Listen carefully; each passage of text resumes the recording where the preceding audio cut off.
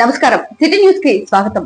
77వ గణతంత్ర దినోత్సవ వేడుకలను పురస్కరించుకొని పల్నాడు జిల్లా కలెక్టరేట్ లో నిర్వహించిన రిపబ్లిక్ కార్యక్రమాలలో స్థానిక గీతాంజలి విద్యార్థులు కల్చరల్ యాక్టివిటీస్ నందు గ్రూప్ డాన్స్ లో ప్రథమ స్థానం పొందినట్లు పాఠశాల ప్రిన్సిపల్ కృష్ణవేణి తెలిపారు. ఈ సందర్భంగా ఆమె మాట్లాడుతూ జిల్లా స్థాయిలో జరిగిన ఈ కార్యక్రమాలలో తమ పాఠశాల విద్యార్థులు పాల్గొని ప్రథమ స్థానం పొందడం చాలా సంతోషంగా ఉందని, అలాగే విద్యార్థులు ప్రదర్శించిన దేశభక్తి గీతం అనేక మంది హృదయాలతో జాతీయ భావాన్ని, దేశభక్తిని నిలిపిందని తెలిపారు. చిన్నారుడు జిల్లా కలెక్టర్ చేతుల మీదుగా అవార్డును అందుకోవడం తమ పాఠశాలకు గర్వకారణమని తెలిపారు. అనంతరం ప్రదర్శనలో పాల్గొన్న విద్యార్థులను అభినందించారు. కార్యక్రమంలో పాఠశాల యాజమాన్యం, ఉపాధ్యాయులు, విద్యార్థులు, తల్లిదండ్రులు పాల్గొన్నారు. గణతంత్ర దినోత్సవ వేడుకల్ని సావిల్యాపురం మండలం వేల్పూర్ గ్రామంలోని విద్యా వికాస్ యూపీ స్కూల్లో జెండా వందనం చేసి రిపబ్లిక్ వేడుకల్ని అత్యంత ఘనంగా నిర్వహించారు.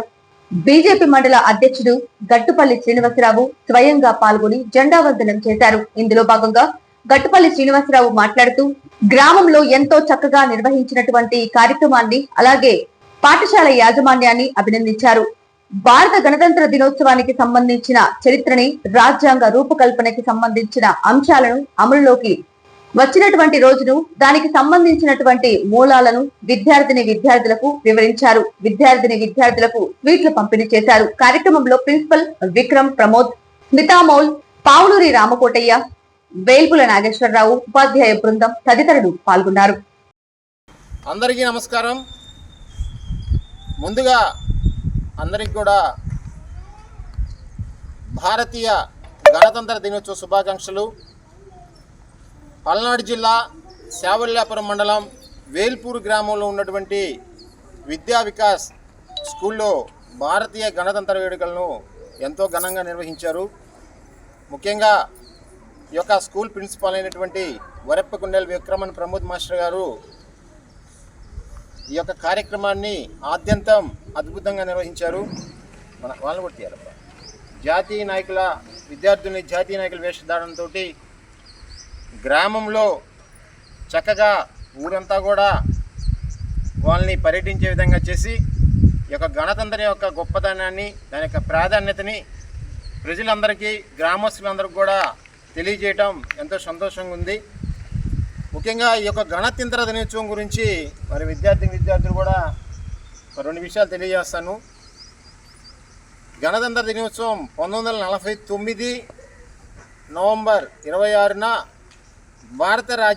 భారత పార్లమెంట్లో ఆమోదం పొందినప్పటికీ ఇది అమల్లోకి వచ్చింది 1950 జనవరి 26న పరిపూర్ణ స్వతంత్రానికి గుర్తుగా ఈ యొక్క భారత రాజ్యాంగాన్ని అమల్లోకి తీసుకొచ్చిన రోజుని మనం గణతంత్ర దినోత్సవంగా జరుపుకుంటున్నాం. పార్లమెంట్లో గెలుపొందినటువంటి రాజకీయవేత్తలు, నిపుణులతోటి ఒక కమిటీ వేసి ఈ యొక్క ముసాయిదాన్ని తయారు చేయడం జరిగింది. అయితే గణతంత్ర దినోత్సవం అనేది ముఖ్యంగా 1930లో అప్పుడున్నటువంటి అఖిల భారత జాతీయ కాంగ్రెస్ పూర్ణ స్వతంత్రంని ప్రకటించుకోవడం జరిగింది. కానీ సంపూర్ణ స్వతంత్రాన్ని ప్రకటించుకోవాలని మనకి ఎప్పుడైతే స్వతంత్ర దినం వచ్చిన తర్వాత సంపూర్ణ గణతంత్ర దినోత్సవంగా జరుపుకొని ఆ రోజునే భారత రాజ్యాంగాన్ని ఆమోదించుకొని అదే రోజున భారత గణతంత్ర దినోత్సవం కూడా జరుపుకోవడం జరిగింది. అయితే ఈ యొక్క గణతంత్ర దినోత్సవానికి పూర్వం మనకి పరిపాలనా విధానం భారత రాజ్యాంగ చట్టం పేరుతోటి ఉండేది, ఇండియన్ పీనల్ కోడ్ తోటి. దాన్ని ఆ తదుపరి రాజ్యాంగాన్ని మనం ఒక చట్టంగా తీసుకొని దాని ఆధారంగా ప్రజాతంత్ర పరిపాలనని మనం అమల్లోకి తీసుకొచ్చినటువంటి రోజే ఈ యొక్క భారత గణతంత్ర దినోత్సవం. కాబట్టి ఈ యొక్క రాజ్యాంగాన్ని మనం అందరం కూడా పాటించి మన దేశ యొక్క అభ్యున్నతికి, దేశం యొక్క అభివృద్ధికి, దేశం యొక్క సురక్షతకి ప్రతి ఒక్క విద్యార్థులు కూడా పాటుపడాలని, ఆ విధంగా మన యొక్క టీచర్స్ కూడా వాళ్ళని తీర్చిదిద్దాలని చెప్పి సందర్భంగా తెలియజేస్తున్నాను. ఈ అవకాశాన్ని ఇచ్చినటువంటి విద్యా వికాస్ స్కూల్ యాజమాన్యానికి, ప్రిన్సిపల్ గారికి అందరికీ కూడా పేరు ధన్యవాదాలు తెలియజేస్తున్నాను. భారత్ మాతాకి. 77వ గణతంత్ర దినోత్సవాన్ని పురస్కరించుకొని గుంటూరు జిల్లా కేంద్ర సహకార బ్యాంకు ప్రధాన కార్యాలయంలో వేడుకలు నిర్వహించారు.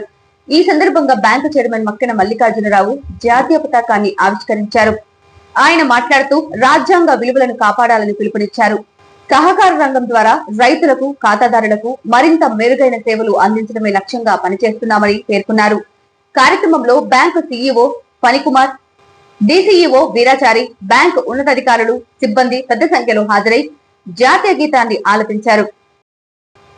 సిటీ న్యూస్ ఇంతటితో సమాప్తం. తిరిగి రేపటి సిటీ న్యూస్ లో మళ్ళీ కలుద్దాం. అంతవరకు సెలవు. నమస్కారం.